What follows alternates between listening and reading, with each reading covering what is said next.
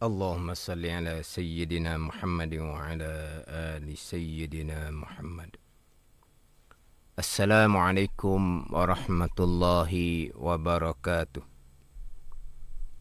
الحمد لله رب العالمين، والصلاة والسلام على سيد المرسلين وعلى آله وصحبه أجمعين.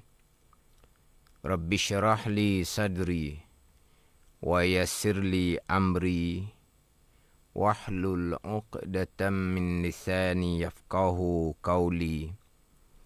سبحانك لا علم لنا إلا ما علمتنا إنك أنت العليم الحكيم. ولا حول ولا قوة إلا بالله العلي العظيم. Syukur Alhamdulillah, bersua kembali kita untuk minggu ini di Manis FM dalam program Talaki Safinatun Najah. Hari ini hari Jumaat, setiap jam 5.30 petang di bulan Ramadan, kita akan sama-sama menimba ilmu pengetahuan dalam soal agama. Dan insyaAllah habis bulan Ramadan akan kembali pukul jam 6 petang. Kita juga sekarang ini bersiaran langsung di Facebook Manis FM dan anda semua boleh kongsikan live tersebut bersama yang lain. Dan anda juga boleh mengemukakan soalan yang berkaitan dengan tajuk pembicaraan. Dan anda juga boleh dengar melalui MyTV saluran 726 dan secara online di aplikasi Sweet Plus. Semoga segala ilmu yang saya kongsikan dapat kita sama-sama amalkan. Jadi, Alhamdulillah petang ini, petang minggu yang ketiga di bulan Ramadan. Jadi, minggu yang pertama, minggu kedua di bulan Ramadan, saya tangguh sementara pembicaraan berkaitan dengan perkara-perkara yang disunatkan ketika berwuduk. Jadi, insyaAllah untuk petang ini, saya akan sambung kembali membicarakan perkara-perkara yang disunatkan ketika berwuduk. Jadi, minggu pertama, minggu Ramadan tu pergi kepada pembicaraan apabila bertembung antara satu tuntutan syarak dengan satu tuntutan syarak yang lain. Bermula daripada terdahulunya saya membicarakan berkaitan dengan sunat meniga ketika berwuduk. Makna sunat basuh tiap-tiap perbuatan wuduk, sama ada yang fardu rukun ataupun yang sunat buat tiga kali. Sunat meniga disebut. Tetapi apabila saya bicara dahulunya dalam keadaan kalau meniga, contohnya kemungkinan tidak sempat berjemaah, maka disunatkan tinggal meniga, diutamakan supaya kejar solat berjemaah. Itu panjang bicara dahulunya. Lepas tu pergi kepada perkara pembicaraan yang lain pula.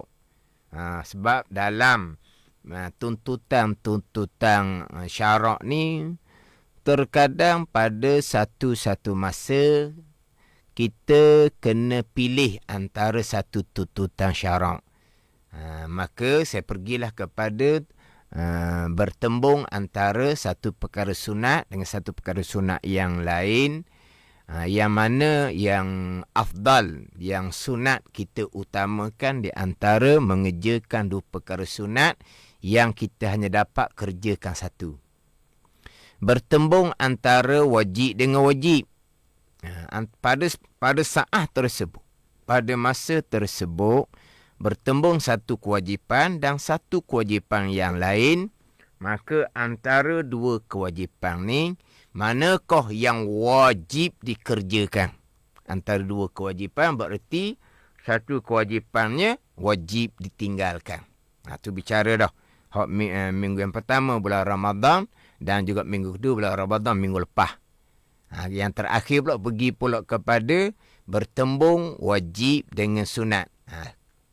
Bertembung wajib dengan sunat ni memang kita tak payah duk bincang lah.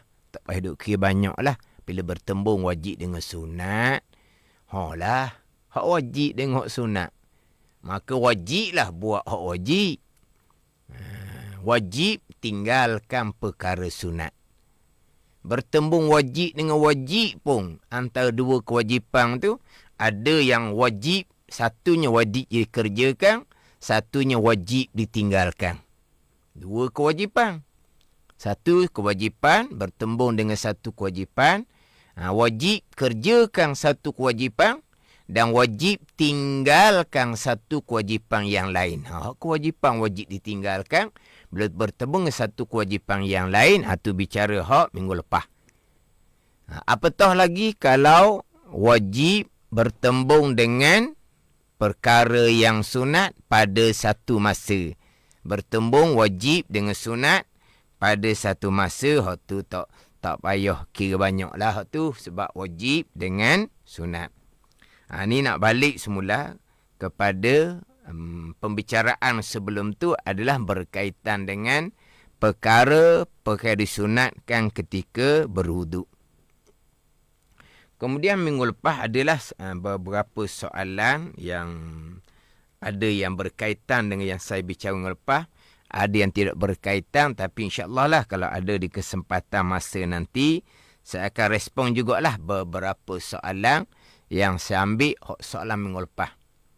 Hak berkaitan dengan dapat mengemukakan soalan ni, ini kelebihan mereka yang mengikuti live FB lah. Mereka yang mengikuti live FB, mereka dapat mengemukakan persoalan. Tapi persoalan yang berkaitan lah seeloknya. Cuma kalau ada soalan yang lain tu, kalau saya nak respon, saya respon lah, tengoklah macam mana. Ada 2-3 soalan hot minggu lepas. Tapi saya nak masuk dahulu kepada pembicaraan minggu ni berkaitan dengan perkara yang disunat ketika berwuduk, yang mana saya susun mengikut fardu wuduk kita lah. Jadi terdahulunya saya susun pembicaraan sunat wuduk ketika membasuh muka. Ketika membasuh muka. Nanti pergi pula kepada ketika membasuh tangan. Apakah perkara yang disunatkan ketika membasuh tangan sampai ke siku? Membasuh muka tu wajib. Membasuh tangan sampai ke siku itu wajib. Kita maklumlah itu rukun wuduk. Tetapi apakah perkara yang disunatkan ketika kita membasuh muka, fardu wuduk, ketika membasuh tangan sampai ke siku, fardu wuduk, ketika menyapu kepala, fardu wuduk, dan apakah perkara yang disunatkan ketika membasuh kaki hingga kepada 2 mata kaki, yang ini adalah fardu wuduk. Jadi perkara-perkara yang disunatkan ketika berwuduk ni ialah kita berwuduk sentiasa. Berwuduk untuk solat tu tetap dah. Berwuduk kerana kita nak memegang Al-Quran. Banyak ketika kita akan berwuduk. Sama telah pula memang kita disunatkan berada dalam keadaan berwuduk. Kita disunatkan mudawamah, mengekali keadaan kita ni ada wuduk. Faham tak ni? Bukan wuduk ni hanya untuk semayang. Bukan wuduk ni hanya untuk pegang Al-Quran. Bukan wuduk ni hanya kerana hendak tidur. Yang mana memang kita disunatkan. Kita duduk, keadaan kita tu berwuduk. Sunat seumpama tu. Semayang, lambat lagi nak masuk waktu semayang. Kita wuduk sudah terbatal, kita sudah masuk bilik mandi, kita sudah qada hajah. Jadi sebelum keluar daripada tandas, keluar daripada bilik mandi, ambil air semayang lah dulu. Ambil semayang dulu, baru keluar daripada bilik mandi tu. Tambahan sekarang pula, nak ambil air semayang bukan kata kena timba air telaga, dok pun. Pulah kepala pahit sahaja. Air sudah keluar. Ambil semayang lah. Faham tak ni? Sunat kita sentiasa berwuduk. Sidang pendengar maklumi, apabila kita berhadas kecil, kita nak pegang Al-Quran pun jatuh hukum haram. Comel tak keadaan kita tu, comel tak keadaan kita tu. Kita wuduk tak ada, nak pegang Quran, jatuh hukum haram dah. Nak semayang memanglah haram, tak boleh semayang wuduk tak ada. Nak pegang Quran pun jatuh hukum haram bila tak ada air semayang. Makna apa ni? Situasi kita tu situasi berhadas. Hadas kecil. Ada kotoran, walaupun kotoran tu hak maknawi hak tak nampak sekalipun, tapi kotoran. Kotoran kita ni nak sentuh Al-Quran hukumnya haram. Comel kena duduk seumpama tu. Jadi sebelum keluar bilik mandi, ambil air semayang lah. Ambil semayang dulu. Keluar bilik mandi. Kita nak balik pada bicara asal tadinya, kita sentiasa ambil air semayang. Jadi, fardu wuduk kita sudah bicara dahulu. Ni, hak sunat tiga berwuduk pun kita kena pelihara juga.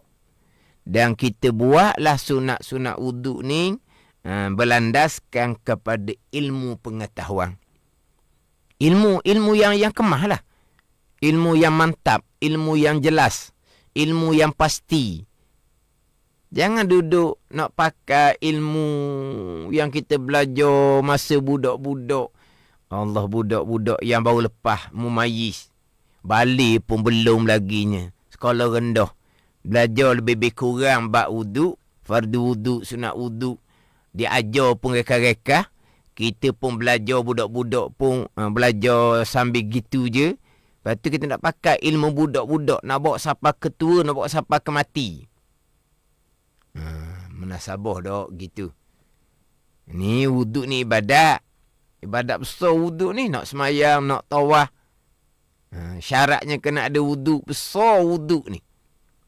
Jadi besarnya wuduk untuk semayang, untuk tawaf ni apa semua ni. Jadi biarlah buat tu dengan ilmu yang jelas, ilmu yang nyata, ilmu yang pasti. Biar dengan ilmu molek-molek. Jangan bila ditanya satu-satu perkara wuduk, tak erti. Satu, tak erti. Tanya yang kedua, tak erti. Tak erti apa? Apa yang kita pandang dalam bab agama? Nak belajar agama, payah dah. Malah dah nak belajar agama. Ni mudah dah ni.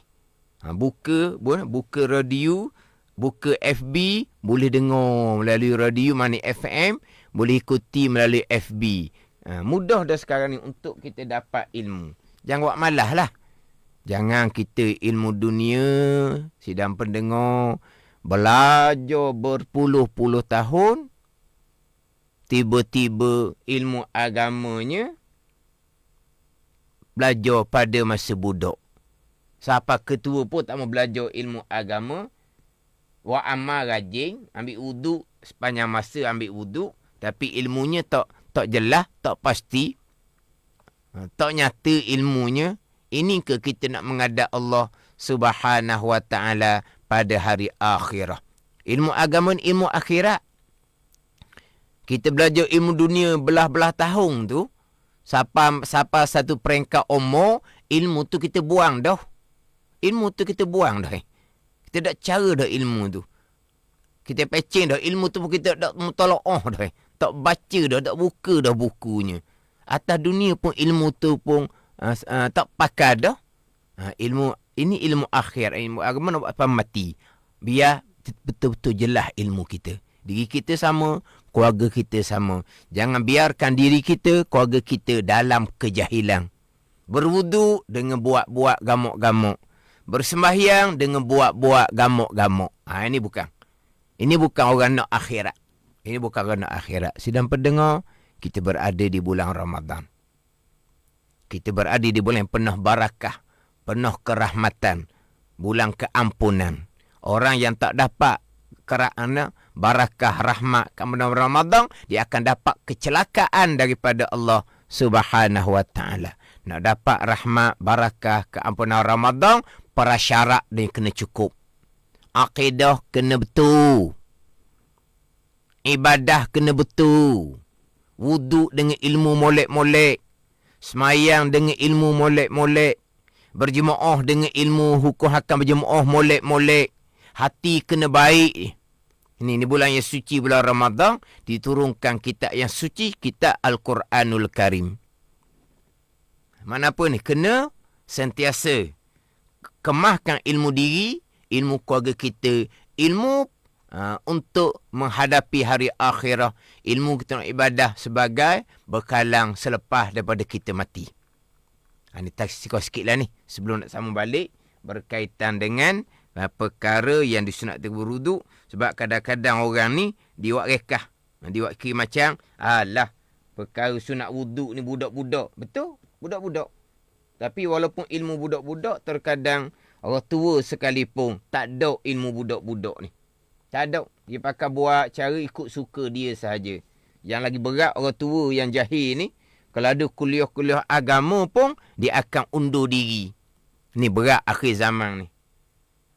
Walaupun berbetulan duduk dalam masjid, iktikaf dalam masjid, tadarus membaca Al-Quran, mari je guru nak mengajar fardu ain tauhid, fiqh, tasawuf, mari je ada jemaah-jemaah yang lain nak belajar fardu ain tauhid, fiqh, tasawuf dengan tak malu-malu pun, dengan muka bangga, dengan muka hebat, lari daripada majlis ilmu. Orang tua nak mati dah ni kalau kita kata kok. Oh, kasar orang tua nak mati. Dah orang tua. Duduk masjid ni tengah niat iktikaf bulan Ramadan terus Quran, nampak yang mari nak mengajar fardu ain tauhid, fiqh, tasawuf, sanggup angkat punggung lari balik ke rumah. Semua tu akan dibentang di mahsyar, sama ada itu perbuatan yang betul ataupun perbuatan yang salah, perbuatan orang yang jahil. Ni perbuatan orang jahil. Sebab itulah kita jangan biarkan diri kita, keluarga kita duduk dalam keadaan kejahilan. Tak tahu mana hak wajib, tak tahu mana hak sunat. Tauhid, fiqh, tasawuf, ilmu fardu ain yang wajib. Baca Al-Quran hukumnya sunat. Setengah-tengah baca Al-Quran, mari nak ajar hak fardu ain, lari balik. Hak tu dia panggil apa tu? Something wrong panggil. Ada penyakit lain tu. Ada penyakit lain. Tu kalau ada berlaku di mana-mana masjid, pihak masjid kena kaunseling.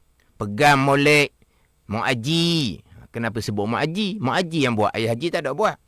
Mak haji, tak ada orang main mengajar fardu ain. Kenapa mak haji angkat punggung balik? Bukan orang main mengajar sains, matematik. Orang mengajar fardu ain tauhid, fiqh, tasawuf laginya. Ramai lagi orang luar-luar mari belajarnya. Yang mak haji duduk masjid tengah iktikaf tadarus Quran, tutup Quran, ikut kuliah agama pula. Kenapa mak haji lari balik? Hak mana hak wajib, hak mana hak sunat? Kalau tak padan juga kena repu lah. Kena ambil ayat-ayat syifa ke apa, kena repu. Ada benda lah tu. Ada benda menumpang tu. Yang mana sampai pekat terkeliru. Tak tahu mana wajib, tak tahu mana sunat. Biar apa-apa dengan ilmu. Ini kita bicara walaupun ini perkara sunat tiga berwuduk. Tapi biar je lah. Hak fardu ain bab akidah tauhid atau permulaan lah. Sedang pendengar, untuk sah sembahyang, untuk sah wuduk, untuk sah mandi wajib, untuk sah sembahyang, untuk sah puasa, untuk sah zakat, untuk sah haji dan umrah, iman akidah kena betul. Barulah pergi kepada nak sah wuduk, mandi wajib, semayang, puasa, zakat, haji umrah, fiqh kena molek. Lepas sah, supaya Allah Ta'ala terima, tasawuf kena molek. Itu tiga tu. Tauhid, fiqh, tasawuf. Untuk sah wuduk, untuk sah mandi wajib, untuk sah semayang, untuk sah puasa, zakat, haji umrah, iman akidah kena betul. Iman akidah tu kena pasti molek. Jangan ilmu budak-budak. Jangan ilmu budak-budak. Bak iman, bak akidah, ilmu usuluddin. Kalau akidah salah, wuduk tidak sah, mandi wajib tidak sah, sembahyang tidak sah, puasa Ramadan tidak sah, bukan tidak diterima. Tidak sah daripada awal lagi. Kita minta berlindung dengan Allah Subhanahu wa taala daripada seumpama ni berpunca daripada jahilnya fardu ain tauhid. Fardu ain tauhid, ilmu yang pertama, ilmu yang paling besar. Jadi saya nak pergi kepada membasuh muka. Terdahulunya sunat mulai daripada atas sampai ke bawah, daripada dahi, kemudian sunat gosok daripada sunat meniga, kemudian sunat menyeleti janggut. Saya nak pergi kepada ketika membasuh muka, disunatkan kita basuh melebihi daripada hak yang wajib tu, biar banyak lebih. Mana ketika membasuh muka tu, hadapan kepala kita basuh, kedua-dua belah telinga kita basuh, sampai ke tepi-tepi muka kita, tengkok, bawah dagu, sampai di pangkat tengkok kita basuh. Abang apa ni? Kita basuh muka. Kawasan yang wajib ketika membasuh muka, daripada atasnya tempat tumbuh rambut pada ghalib, sampai ke bawah dagu, termasuk di dalam kawasan muka.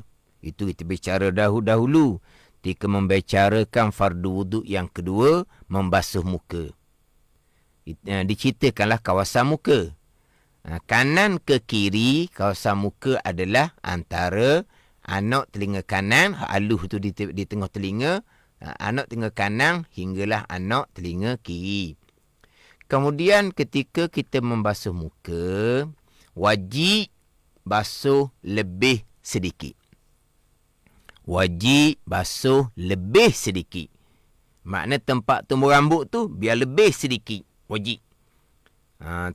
Sampai kepada telinga ni, apa panggil apa ni? Anak telinga ni basuh lebih sedikit.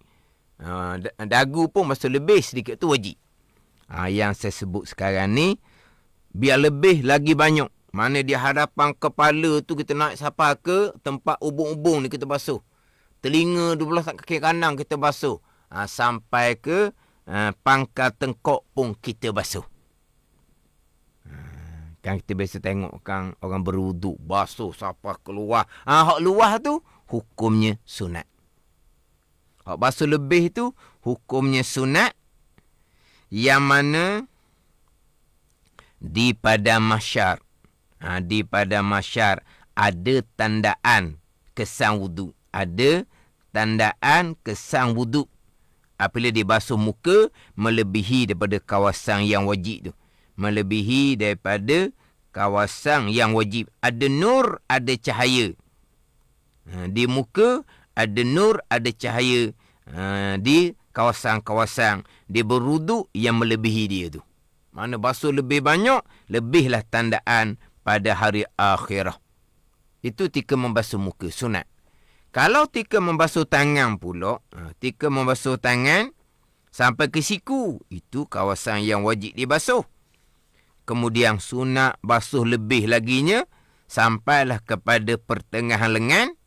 Dan lebih afdal laginya, basuhlah tangan tu sampai ke bahu. Sampai ke bahu. Maknanya sampai ke siku, lebih sedikit dari siku tu wajib, sampai ke tengah lengan, dapat dah perkara sunat, lebih lagi sampai ngam-ngam dengan dekat dengan bahu. Itu lebih afdal ketika membasuh tangan. Membasuh kaki nanti pula, basuh lebih daripada buku lali, sedikit tu wajib. Melebihi naik ala kata sampailah kepada pertengahan betih. Itu hukumnya, itu yang afdal, itu yang disunatkan. Sampai ke pertengahan betih. Mana basuh tu biar banyak. Sebab semua tu akan menjadi tandaan pada hari akhirah. Itu perkara yang disunatkan ketika membasuh muka. Berpindah kepada membasuh tangan. Fardu wuduk yang ketiga, membasuh tangan sampai ke siku. Ketika membasuh tangan, gosok tu maklumlah daripada awal lagi dah saya bicara. Tika berwuduk, sunat gosok. Jangan, apa ni? Lenggang bawah air pahit saja bukan. Jangan selam dalam koloh saja bukan. Masuk tangan dalam koloh, serta gosok anggota wuduk yang kita basuh. Yelah, kalau nak kira untuk wajib, kita tangan sampai ke siku, kita letak bawah air pahit. Air tu akan meratai tangan sampai ke siku. Beres dah. Ataupun tangan tu kita masukkan ke dalam koloh. Rata dah tangan sampai ke siku. Beres dah kewajipan. Tapi disunatkan kita gosok. Jangan buat malah lah. Jangan malah. Sunat gosok. Rata tu rata dah. Walaupun kita dah gosok, tapi gosok tu hukumnya adalah sunat. Kemudian, ketika kita membasuh tangan, dahulu saya ada bicara dah sedikit berkaitan dengan sunat tayamun. Saya dah bicara dahulu. Sunat mendahulukan tangan kanan daripada tangan kiri. Sunat mendahulukan kaki kanan daripada kaki kiri. Itu kita maklumlah. Kita sunat tayamun, sunat mendahulukan kanan daripada kiri. Dua anggota iaitu dua tangan sampai ke siku dan dua kaki. Dia ada pun ketika membasuh pergelangan tangan di permulaan wuduk sunat tu tangan kanan sampai ke pergelangan, tangan kiri sampai ke pergelangan, itu disunatkan basuh serentak. Tidak disunatkan mendahului kanan daripada kiri. Ketika membasuh muka kita ni ada pipi kanan, ada pipi kiri. Sunat membasuh serentak antara pipi kanan dengan pipi kiri. Kita menyapu telinga nanti. Bicara bab sunat, menyapu telinga. Telinga ada telinga kanan, telinga ada telinga kiri. Jadi ketika sapu telinga, sunat buat serentak. Memang kita buat serentak, sapu dua telinga. Hukum dia sunat. Kita tak tahu pun. Sekarang, sapu telinga, hukumnya sunat. Satu. Ketika sapu telinga, serentakkan sapu telinga kanan dengan sapu telinga kiri, itu sunat lain pula. Sapu telinga, sunat wuduk. Ketika sapu telinga, kita sapu serentak antara telinga kanan dan kiri. Itu sunat yang lain pula. Dua sunat yang berasingan. Melainkan, kalau kita hanya boleh menggunakan sebelah tangan. Ini ulang balik hadis saya dah bicara dah dahulu. Macam mana kita hanya boleh menggunakan sebelah tangan? Sama telah lah kalau orang tu dia tidak ada tangan. Dia ada tangan sebelah, sama telah lah. Honing umumnya ada 12 tangan. Tapi ketika berwuduk tu kita hanya boleh menggunakan sebelah tangan saja. Contohnya sebelah tangan kita pegang wayar getah. Faham tak ni? Wayar getah sambung di kepala pahit, kita pegang sebelah wayar getah. Maknanya sebelah tangan saja kita boleh gunakan. Ataupun kita berwuduk menggunakan air cerek. Air yang beranda cerek. Jadi sebelah tangan pegang cerek air, sebelah tangan saya boleh guna untuk berwuduk. Kalau situasi seumpama tu, ketika membasuh pergelangan tangan permulaan wuduk, kita sunat basuh tangan kanan dahulu, tangan kiri pegang wayar getah ataupun pegang cerek air, tangan kiri, kemudian basuh tangan kanan. Selesai, tangan kanan pegang wayar getah ataupun pegang cerek air, basuh tangan kiri pula. Dia ada tayamun juga dia. Tayamun. Bukan tayamung, hak ganti wuduk mandi wajib, bukan. Tayamun ni apa? Mendahulukan kanan daripada yang kiri. Ini sunat tayamun juga, sunat menganan. Sunat mendahulukan pergelangan tangan kanan, kemudian boleh membasuh pergelangan tangan kiri. Kita pun pegang air getah dengan tangan kiri. Kita berbubuh air di muka kita. Kita pun niat wuduk. Kita pun basuh muka dengan sebelah tangan. Maka tangan kita tu daripada dahi turun kepada sebelah pipi kanan dahulu, barulah pergi pada sebelah pipi kiri. Sunat mendahulukan kanan. ketika membasuh muka, sebab kita hanya boleh menggunakan sebelah tangan. Adapun biasanya kita buh muka buh pahit, tangan kanan, tangan kiri boleh gosok muka. Tu pipi kanan, pipi kiri sunat serentak lah. Ataupun kita ambil air koloh. Kita berwuduk menggunakan air koloh. Kita menggunakan dua tangan, kita cekok air daripada koloh. Kita pun basuh muka daripada dahi, pipi kanan pipi kiri tu serentak. Sebab kita boleh menggunakan dua belah tangan. Ni saya contohkan masalah keadaan kita hanya boleh menggunakan sebelah tangan. Sebelah tangan lagi tu digunakan untuk pegang wayar getah ataupun air cerek air, kendi, cerek air. Cerek ke kendi gitulah. Kemudian ketika kita menyapu telinga. Ketika menyapu telinga, sebelah tangan saja boleh digunakan, maka sapu telinga kanan dahulu, kemudian barulah sapu telinga kiri. Tak ada jugalah tayamun mendahulukan kanan atas kiri. Tapi kalau kita boleh menggunakan dua belah tangan ketika berwuduk, ini kebanyakan keadaan. Yang sunat mendahulukan kanan atas kiri, dua anggota lah. Yang pertama, ketika membasuh tangan sampai ke siku, basuh tangan kanan dahulu, kemudian barulah basuh tangan kiri. Basuh kaki kanan dahulu, kemudian barulah basuh kaki kiri. Kemudian kita tangan ni, ada sebelah, mana sebelah hujung, mana sebelah hadapan, mana sebelah hujung. Pangkal tangan dengan umbi, mana? Pangkalnya jari, umbinya siku, begitu. Jadi dua belah tu. Pangkalnya jari tangan, umbinya siku. Kita nak basuh tangan ni, boleh basuh belaka. Nak basuh daripada jari tangan dulu, terus kepada siku. Nak basuh siku, turun kepada lengan, turun kepada jari tangan. Boleh belaka. Hak wajibnya apa? Hak wajibnya rata air. Kita ambil air pahit, kita ulur melalui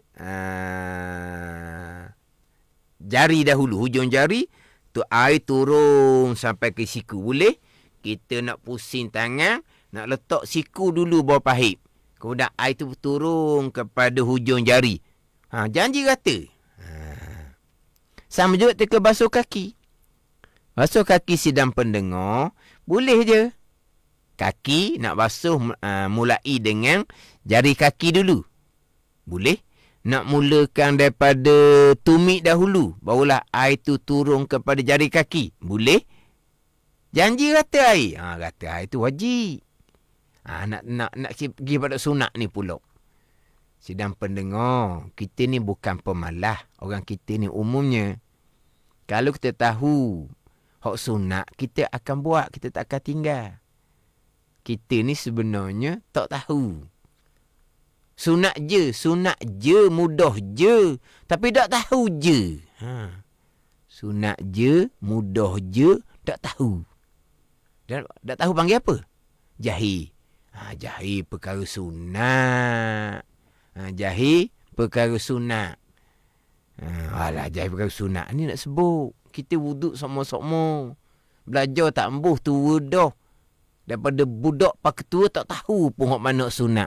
Sunat je, betul. Mudah je. Belajar, mudah je tahunya. Bukan payah. Belajar pula dengan bahasa Melayu, bukan bahasa putih, bahasa Arab pun. So, belajar je.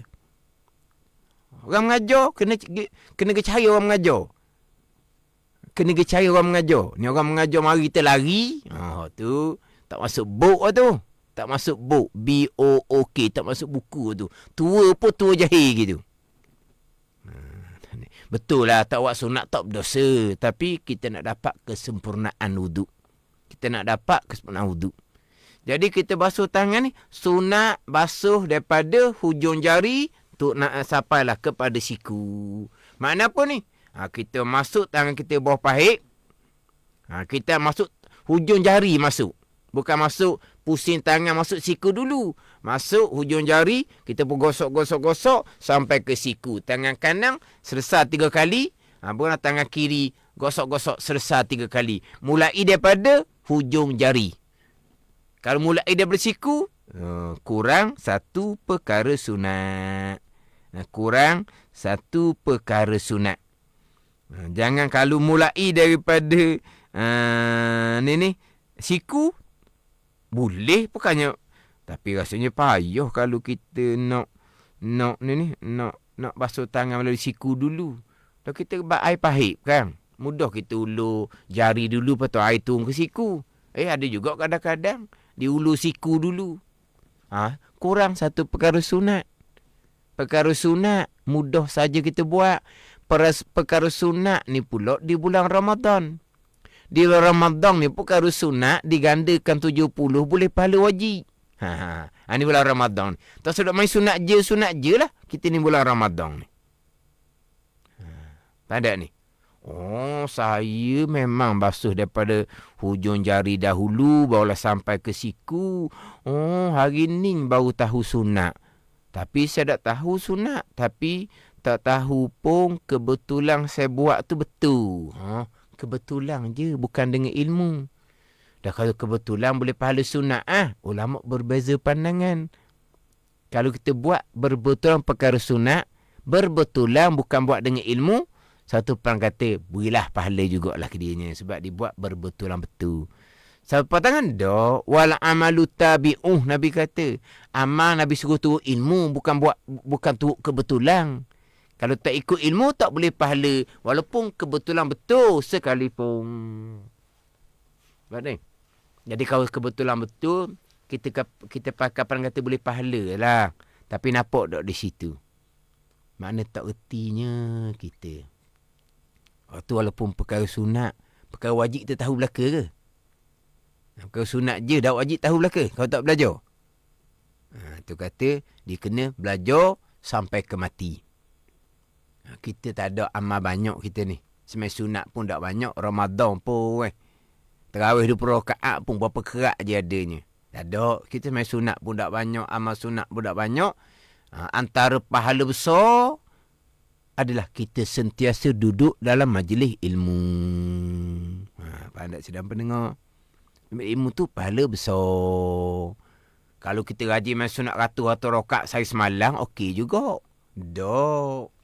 Kalau baca Quran seminggu sekali khotam, sebulan sekali khotam, boleh tahan juga. Dok pun. Nak khotam seminggu sekali, payah dah kitanya. Lepas tu macam mana nak pahala yang besar? Duduk dalam majlis ilmu, majlis yang diundang oleh para malaikat yang diredai oleh Allah Subhanahu wa taala. Hak saya sebut tadi tu. Orang mari nak mengajar, majlis ilmu yang dinaungi oleh para malaikat, bercari sampai ke aras, tiba-tiba orang duduk masjid dengan ni iktikaf, sedang tadabbur Al-Quran, dia boleh akak pun lari daripada majlis yang dinaungi oleh malaikat, lari daripada majlis yang bercahaya sampai ke arah. Ini orang yang sangat rugi. Sama juga dengan saya sentuh bab basuh kaki tadi. Basuh kaki pun sama juga. Ketika membasuh kaki, disunatkan basuh daripada jari dahulu, barulah turun kepada tumit. Jangan ketika basuh kaki, pusing kaki. Ada orang, dia ambil air pahit, dia basuh melalui tumit dahulu. Kata air di kaki, sahlah wudu. Tapi tak ada pahala sunat. Bukan sunat je ni. Kita berwuduk banyak kali. Sentiasa berwuduk. Tadi pula, sunat ni pula bulan Ramadan. Sunat pahala akan digandakan. Seperti pahala wajib. Mana basuh kaki, jangan basuh melalui hujung jari kaki. Jangan basuh melalui tumit terlebih dahulu. Sunat basuh melalui hujung jari kaki dahulu. Barulah air tu turun kepada tumit. Itu hak disunatkan ketika membasuh dua belah tangan dan ketika membasuh dua belah kaki. Sunat basuh mulai daripada hujung tangan sampai ke siku, dan sunat basuh kaki mulai daripada hujung jari kaki sampailah kepada tumit, sampailah kepada dua buku lali. Habis. Kita ada 20 minit lagi ni. Saya tambah satu lagi lah. Ketika membasuh tangan, sunat kita menyelati tangan. Sunat kita menyelati jari tangan. Sunat kita menyelati jari tangan. Tanpa kita menyelati jari tangan, air siapa dah. Jari tangan kita tu renggang. Tanpa kita menyelati jari tangan kita, air siapa dah. Sekalipun jangan lupa menyelati jari tangan ketika kita basuh tangan. Kalau kita tidak menyelati, hukumnya adalah makruh. Mazhab Maliki wajib menyelati jari tangan, sunat menyelati jari kaki. Jadi kalau kita basuh tangan, air memang ratalah celah jari kita renggang. Memang sah dah wuduk kita. Tapi kita tidak menyelati, hukumnya adalah makruh. Kita selatinya macam mana? Kita selati secara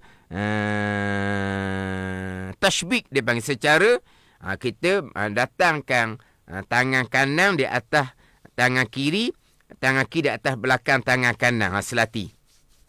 Kalau tengok pada ni. Kalau tengok FB boleh nampak lah selati. Mana apa selati ni?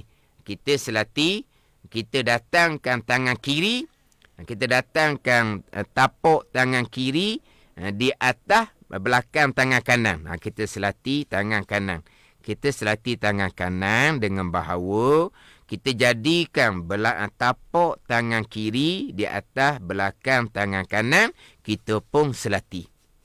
Kemudian kalau tangan kiri pula, kita jadikan belakang tapak tangan kanan di atas belakang tangan kiri, kemudian kita selati. Ni. Pada ni. Menyelati. Menyelati tangan kanan dan menyelati tangan kiri. Sunat menyelati. Memang tanpa kita menyelati jari tangan, memang air wuduk sudah meratai. Sekalipun jangan tinggal menyelati jari tangan kanan, jari tangan kiri ketika berwuduk. Faham tak ni? Jangan tinggal. Tu perkara sunat yang mana tinggal menyelati tangan, jari tangan hukumnya adalah makruh. Ni hak perkara yang disunatkan kita laku ketika basuh tangan sampai ke siku. Kemudian tadi tu, sunat basuh tangan sampai kepada pertengahan bahu. Sampai kepada pertengahan bahu, pertengahan lengan. Pertengahan bahu pula. Sampai kepada pertengahan lengan.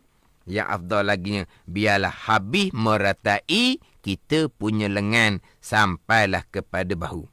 Kita basuh tangan sampai ke siku lebih sedikit, itu hukumnya wajib. Kemudian kita basuh biar lebih lagi sampailah kepada pertengahan lengan. Sampailah pada pertengahan lengan. Sampailah kepada habis meratai lengan. Habis meratai lengan, itu yang akmal, yang sempurna. Saya sebut tadi ketika membasuh kaki, sampailah kepada setengah betih. Dan yang afdal lagi, meratai sekalian betih. Ini semua akan menjadi tandaan wuduk kita pada hari akhirah. Ini perkara yang disunatkan ketika berwuduk. Tengoklah saya kira macam seperti berkaitan dengan perkara yang disunat tekan basuh tangan sampai siku. Sesalah insya-Allah minggu hadapan saya akan pergi kepada sunat kita, apa yang sunat kita lakukan ketika kita membasuh ketika kita menyapu telinga, ketika kita menyapu kepala, kemudian menyapu telinga. Jadi perkara yang disunatkan ketika kita menyapu kepala, sedikit sahaja kita sapu sudah memada. Sikit sapu kita sudah memada. Tetapi yang disunatkan menyapu sekalian kepala. Ada yang komen sini tak nampak tangan, dia kata. Nampak muka je. Nampak tangan kena angkat lah dalam FB ni. Jadi kita nak menyelati, nampak ke tak ni? Kita menyelati tangan kanan, kita ambil tangan kiri, tapak tangan kiri di belakang tangan kanan, kita pun selati. Itu letak mana? Sini berkali. Kalau kita menyelati tangan kanan, ni tangan kiri. Kita ambil tapak tangan kiri pula, letak atas belakang tangan kanan. Kita selati pula tangan kiri. Dia gitu. Sebab ada komen dia kata tak nampak dalam FB, nampak muka ustaz je, tangan ustaz tak nampak, dia kata. Ambil. Ni saya nak bicara hak minggu lepas ni. Hak minggu lepas. Soalan minggu lepasnya, soalan dari FB ni daripada Munirah Deraman. Dia kata soalan ni hak berkait dengan wajib bertembung dengan wajib. Hak sunat wuduk, insyaAllah minggu hadapan saya akan sambung pembicaraan perkara yang disunatkan ketika menyapu kepala yang ianya adalah fardu wuduk yang keempat tu. Jadi soalan Munirah ni dia kata wajib bertembung dengan wajib. Itu ada saya bicara minggu lepas. Ustaz, contoh maghrib. Perjalanan nak sampai ke rumah agak jauh. Daripada Bandar ke Jerangau. Jerangau Felda lah ni. Jerangau Felda. Contoh ni orang Jerangau buang kali. Saya orang Felda Bukit Bading. Berjirang lah tu. Ni contoh soalan ni orang Jerangau Felda. Jerangau Felda lah ni. Felda Jerangau ke, Felda Jerangau Barat ke, Jerangau Sungai ke, tu wallahualam lah. Perjalanan nak sampai ke rumah agak jauh daripada Bandar Kuala Terengganu lah, ke Jerangau. Waktu maghrib singkat. Contoh semai maghrib ni. Waktu maghrib singkat. Mak nak solat dekat rumah. Katanya baju tak bersih. Macam mana ustaz? Terima kasih. Jadi di sini wajib dengan wajib maksudnya apa? Wajib dengan wajib maksudnya wajib sembahyang maghrib. Satu, dalam waktu. Tapi waktu maghrib ni singkat. Nak balik ke Jerangau juga. Baru nak sembahyang maghrib. Nanti habis waktu maghrib. Kemudian wajib yang keduanya apa? Kita sembahyang ni baju wajib suci dan najis. Baju wajib suci dan najis. Hak ni mak nak solat dekat rumah, katanya baju tak bersih. Baju tak bersih ni bukan baju tidak suci dan najis. Baju tak bersih ni baju berpeluh. Tu tak bersih. Nak bersih baju bukan wajib, itu sunat je. Apa ada ni? Kena perici gini pula sebab soalan Munirah ni diletak wajib dengan wajib. Jadi sekarang wajib yang pertama apa? Solat maghrib dalam waktu maghrib. Wajib yang kedua ni apa? Baju kena bersih. Bersih daripada kotoran bukan wajib, sunat. Suci dan najis tu wajib. Suci dan najis tu wajib. Bersih daripada kotoran, sunat. Bila pergi bandar, pergi bandar ni kau beli macam-macam lah. Beli persiapan raya barangkali lah musim-musim ni. Kita sudah nak masuk 10 akhir Ramadan ni. 10 akhir Ramadan ni kadang-kadang orang kitanya sudah sibuk hal lain. Hak ibadat jadi kurang dah. Dia banyak tu ke lain dah. 10 akhir Ramadan ni lagi nak fokus pada ibadat. Dia jadi cara hal lain dah pula ni. Ni peseng orang Melayu kita ni. Peseng agama tidak gitu.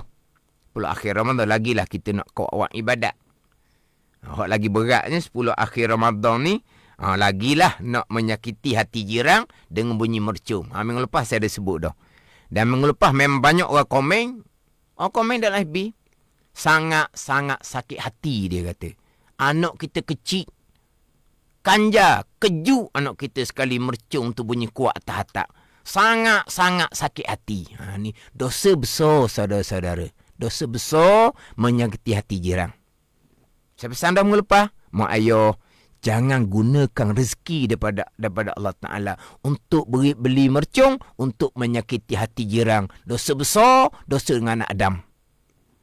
Lepas tu nak beli juga, cari rezeki yang bukan daripada Allah Ta'ala. Ada ke? Tahu dah tak ada. Janganlah beli benda yang pada menyakiti hati jiran. Komen FB minggu lepas, sakit hati sangat-sangat ustaz. Kita anak kecil. Faham. Ibu bapa jaga-jaga. Ibu bapa yang beli sendiri yang banyak berlakunya. Ibu bapa yang bergelak ketawa sendiri apa bunyi kuat. Bunyi kuat tu atas rumah siapa? Sidang pendengar, kalau kita duduk kapung, saya nak melerik sikit ni. Kalau kita duduk kapung, ada kapung di rumah jauh-jauh.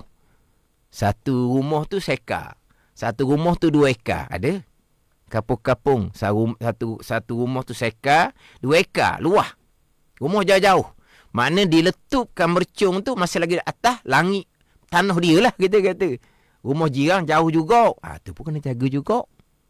Tapi kalau kita duduk, itu pun kena jaga sidang pendengar.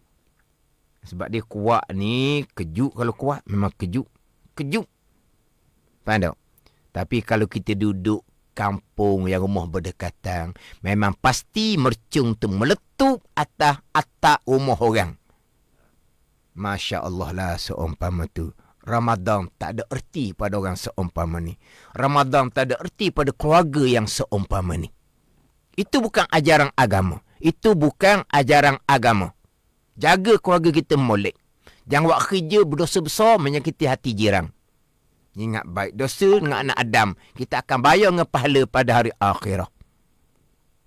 Ada, itu bukan budaya. Mercung bukan budaya agama. Mercung bukan budaya bangsa. Zaman dulu, orang main meriam buluh. Saya sempat masa budak-budak. Main meriam buluh. Temboknya ke mana? Temboknya ke dalam hutan. Padat ni. Bukan tembok atas rumah orang. Tembok dalam hutan. Faham tak ni? Bukan tembok atas-atas rumah orang. Ni dok ni. Atas-atas rumah orang. Itu belum lagi mencederakan orang. Tiap-tiap tahun adalah yang cedera. Ada yang cedera buatan sendiri. Putus jari apa semua. Ada cedera buatan orang lain. Mercung kena pada budak-budak yang kayuh basikal, yang berjalan kaki. Tu nak kira macam mana tu? Siapa yang akan bertanggungjawab atas kecederaan tu? Di tembok mercung kena orang naik basikal. Di tembok mercung kena orang naik motor. Kena orang berjalan kaki. Nak kira macam mana tu mak ayah? Jangan jadikan Ramadan tahunan kita Ramadan adah budaya. Tak ada kesan pada diri kita, keluarga kita. Sampai masa kita mati. Apa yang kita nak bawa pada hari akhirah? Faham tak ni? Budak kecil ada. Orang tua ada. Orang nak tidur ada. Kalau hak tak reti bahasa, orang tengah tidur molek itulah dia akan letup mercung yang paling kuat. Orang terkejut, dia sangat berbangga. Hak tu dah tahu nak cerita. Dan mercung tu sendiri, wallahualam lah dari segi undang-undang negara, salah ke tak salah, wallahualam. Halal ke tidak, wallahu saya tak tahulah. Kalau setakat bunga api tu tak apalah, main nak tengok dia punya cahaya. Mercung bukan, dia bunyi tu menyakiti hati jiran. Kita duduk pula di tamang, dinding berkongsi. Lepas tu kita nak tembak mercung kita di mana? Atas rumah orang. Kita akan menerima akibat di padang mahsyar. Mak bapak kena jaga sebab anak-anak semua ada bertanggungjawab mak bapak. Bahkan mak bapak tu yang beli mercung pada anak-anak untuk menyakiti hati jiran. Jangan lagi melakukan perbuatan yang seumpama ni. Mana ni? Tu cerita minggu lepas ni. Jadi sekarang kita balik semula. Wajib dengan wajib soalan munirah ni. Yang pertama, wajib sembahyang maghrib dalam waktunya singkat. Kemudian yang wajibnya laginya sembahyang dalam keadaan suci dan najis. Sembahyang dalam keadaan suci dan najis. Bukan bersih daripada kotoran. Ada kata kita pergi bandar ni, beli persiapan raya bandar ni, ada najis ke dia pakaian kita? Ada kena kecing apa? Ada kena tahi apa? Kenapa bandar ni? Kita pergi masuk tempat jual baju kain. Baju kita kena tahi cicak ke? Kenapa? Baju kita, kain kita, Allah berpeluh-peluh dah. Tu bukan najis. Maka di sini bukan bertembung wajib dengan wajib. Dia kena berhenti semayang dalam perjalanan. Kalau dibebangi, sampai di rumah maghrib sudah habis, wajib berhenti tepi jalan. Bukan tepi jalan, berhenti di masjid surau, ada di tepi jalan tu. Faham tak ni? Siap dengan baju semayang. Dia sekarang ni baju semayang dia ada. Yang masalah dia, baju dia tu, baju kurung dia pakai tu, tidak bersih. Bersih daripada kotoran, hukumnya sunat. Ini bukan wajib bertembung dengan wajib. Faham tak? Tiba-tiba memang degi kat repak besar bila belah, ada budak kencing. Budak kencing kena kain baju kurung dia. Contohnya lah. Oh tu budak berlaku. Biarlah kita letak lah. Najis lah. Kain baju kurung dia najis. Nak balik ke Jerangau ni. Lewat ni. Waktu makan lewat dah ni. Berhenti mana-mana masjid. Ada kain baju semayang di masjid. Tak sedut bimbang. Pakai hak baju semayang. Hak ada kain baju semayang di masjid. Tukar. Nenek. Dia ada baju semayang. Dia ada baju semayang. Sampai di masjid pakai baju semayang lah. Kain hak najis tu buang lah. Ni timbul ni kadang-kadang nafsu. Dia rasa macam, nak semayang, baju, kain baju kurung ni berpeluh dah ni. Lepas tu sekarang ni, waktu maghrib ni macam mana? Kalau awal lagi, boleh sampai di Jerangau tu, pukul 8 ke. Tu pun dah pun, yelah maghrib habis waktu isyak. Boleh lagi lah kita kata kok. Maghrib 7.18, Isyak 8.28 berapa. Kalau boleh sampai lah Jerangau tu pukul 8, okey lah. 8.10 tu okey lah. Tapi tu sudah dilewat dah. Pandai sudah jadi lewat. Dok, sampai rumah 8.30. Masuk Isyak dah. Tu wajib berhenti di mana-mana masjid surau. Baju, kain tak bersih. Bersih daripada kotoran, hukumnya sunat jua. Itu bukan wajib bertembung dengan wajib. Kemudian ada satu soalan ni. Soalan Dona Razli ni, dia kata, kita musafir, kita boleh qasar. Boleh tak kita nak qasarkan solat yang kita qada, yang kita tinggal dulu? Tu taktik tu tak kena gitu. Tak boleh. Yang kita boleh qasar, semain qada dalam musafirnya, hak tertinggal dalam musafir juga. Hak tertinggal dalam musafir juga. Macam mana sidang pendengar? Kita nak jamak takdim. Kita kena niat. Kita nak jamak takhir. Zuhur nak sembahyang waktu asar. Kita kena niat jamak takhir tu lah waktu zuhur. Tiba-tiba atas bah tu, kita tidur dari pukul 1. Pukul 1 zuhur, waktu zuhur tak masuk lagi. Pukul 1 tu zuhur tak masuk. Kita tidur. Sampailah pukul 5 habis dah waktu zuhur, kita baru sedar daripada tidur. Kita tak niat jamak takhir dalam waktu zuhur. Pada ni, kita nak jamak takhir zuhur, kita nak takhirkan semayang, nak lewatkan zuhur dalam waktu asar pukul 5 petang. Kita pun niat jamak takhir dalam waktu zuhur. Aku nak takhirkan solat zuhur aku dalam waktu asar. Dia kena niat jamak takhir dalam waktu zuhur. Tapi kita buat masalah ni, dia tertidur sepenuhnya waktu zuhur. Pukul 1 zuhur tak masuk lagi, dia tidur dah. Sedar pukul 5. Habis dah waktu asar, waktu zuhurnya. Berarti di situ, dia bukan jamak takhir, bukan dia tinggal zuhur. Tapi tak berdosa lah sebab dia tak sengaja. Dia pun semayang, dia pun ambil semayang, dia pun semayang zuhur, niat qada, dia boleh qasar. Dia boleh qasar zuhur yang ditinggalkan dalam musafir yang sama. Dia boleh qasar. Boleh qasar semayang qada yang ditinggalkan dalam musafir yang sama. Nak qada hak semayang ditinggalkan masa dahulu, tu tak boleh sama sekali. Kau ada satu soalan lagi ni. Ada 2 minit lagi. Soalan Fauziah ni, dia kata, dia imam sembahyang tarawih 2 rakaat, dia nak qada zuhur. Imam beri salam kena niat mufarakah ke? Dia beginilah. Soalan dia sama je. Kita sembahyang maghrib ke isyak ke tak kira lah. Kita sembahyang tak cukup rakaat dengan tu imam. Lepas imam beri salam, kita pun tambah rakaat. Kita niat mufarakah ke tak? Tak ada niat mufarakah pun. Sebab apa? Nak mufarakah dengan siapa? Mufarakah ni niat cerai dengan Tok Imam. Mana Tok Imam nak cerai? Tok Imam beri salam dah. Tok Imam tak ada nak cerai apa. Nak cerai ni Tok Imam ada lagi. Sekarang ni Tok Imam tarawih 2 rakaat, Tok Imam beri salam. Dia qada zuhur 4 rakaat. Tambah 2 rakaat je lah. Niat farakah. Cerai dengan siapa? Cerai dengan Tok Imam lah. Tok Imam ada ke tak lagi? Tok Imam beri salam dah. Tak ada Tok Imam nak cerai apa? Contoh ginilah. Bini mati dah. Lepas bini mati dicerai bini. Boleh? Tak ada dah bini nak cerai apa dia nya. Nak farakah dengan Tok Imam. Tok Imam tak ada dah. Tok Imam sementara 2 rakaat. Tok Imam beri salam. Tok Imam sudah tidak ada.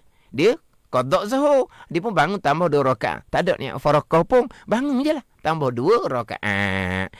Tak ada perlu niat farakah sebab nak cerai dengan Tok Imam. Tok Imam sudah tidak ada sebab Tok Imam sudah siap dah semayang dengan Tok Imam memberi salam. Ini 2-3 soalan hak minggu lepas. Jadi insya-Allah minggu hadapan saya akan sambung balik kepada persoalan pakai disunatkan ketika berwudu.